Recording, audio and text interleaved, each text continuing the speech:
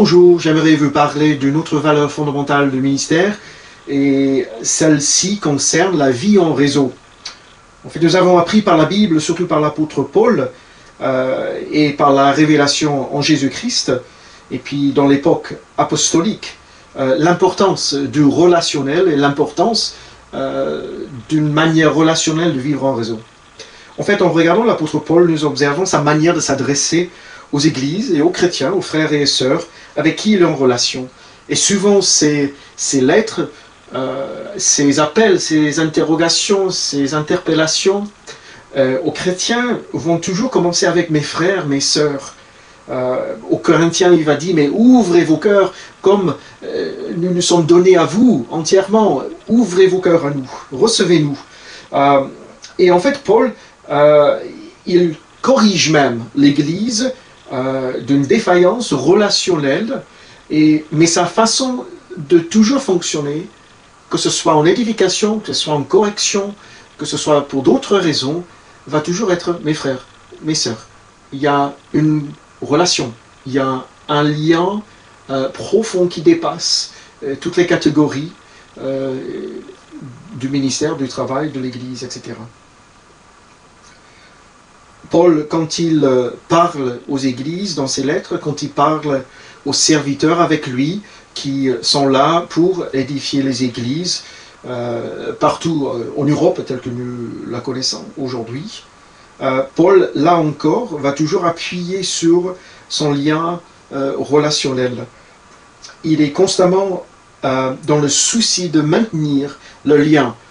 L'envoi de Tite, de Timothée, d'Épaphrodite, d'Épaphras, de Tychique, de plein de serviteurs. Paul est d'abord engagé dans un entretien relationnel avec les églises qui sont attachées à lui dans sa personne et dans son ministère apostolique. C'est la fondation, en fait, de ce réseau de Paul, ce lien relationnel. Même aux Thessaloniciens, il dit « nous ne venons pas avec un poids d'apôtres ». Mais nous venons comme une mère nourrissante, nous venons comme un père qui édifie, qui encourage, qui exhorte. Et il y a plein d'exhortations dans la parole de Dieu pour nous exhorter dans ce sens-là, et qui relèvent des défis multiples quant à notre manière de vivre l'Église et de vivre parmi nos églises et dans un contexte élargi de mouvement de Dieu. Je ne crois pas qu'une structure, une organisation quelconque produisent une qualité relationnelle. Je crois au relationnel car il se trouve dans la Trinité. La structure de la Trinité, c'est la relation éternelle entre Père, entre Christ, Jésus et l'Esprit. Il n'y a pas de fonction, il n'y a pas de structure. Ce qui entretient et maintient tout ce qu'ils font, toute leur révélation, c'est la qualité relationnelle entre chaque membre.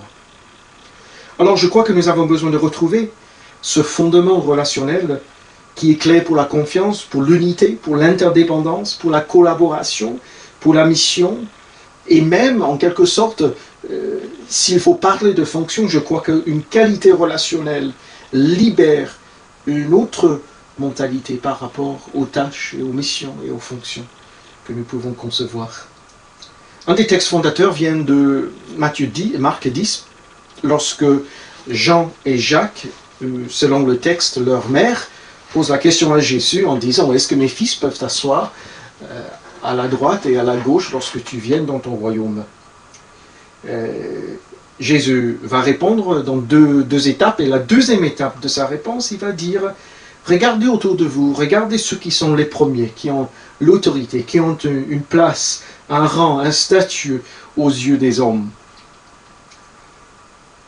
Et Jésus dit une simple phrase.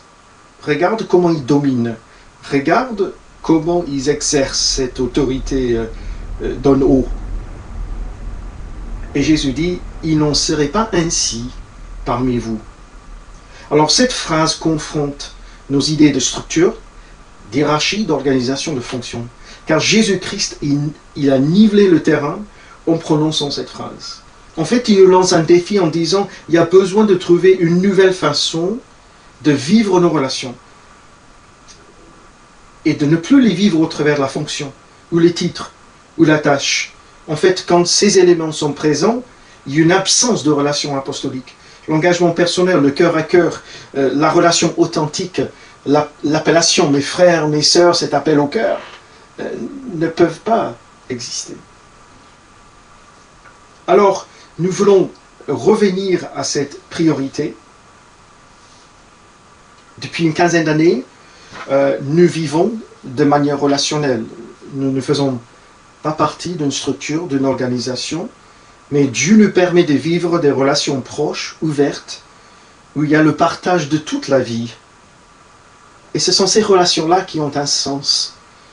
C'est cette possibilité que nous partageons à la fois nos inspirations, notre vie spirituelle, notre vie avec Jésus, mais nous partageons nos luttes et nos défis, nos familles, nos enfants, nos finances, tout ce qui comporte la vie fait partie de cette qualité relationnelle que nous cherchons.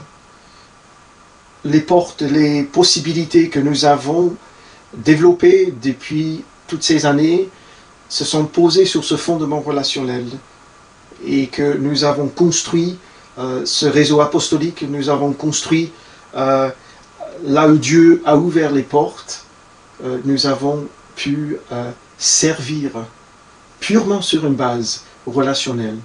Le Christ nous a donné certaines personnes et nous avons été donnés à certaines personnes par le Christ.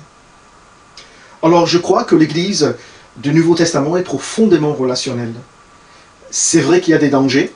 Une absence de qualité de relation peut amener plein de problèmes. Ce n'est pas parce que c'est facile que nous allons le faire.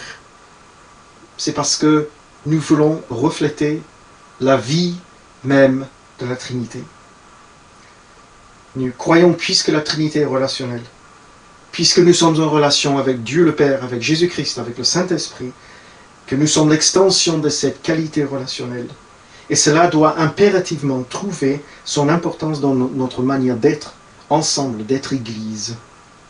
Et je crois que cette restauration de ces principes de réseau relationnel, de service en réseau, ça fait intégralement partie de ce mouvement de Dieu qui est en cours.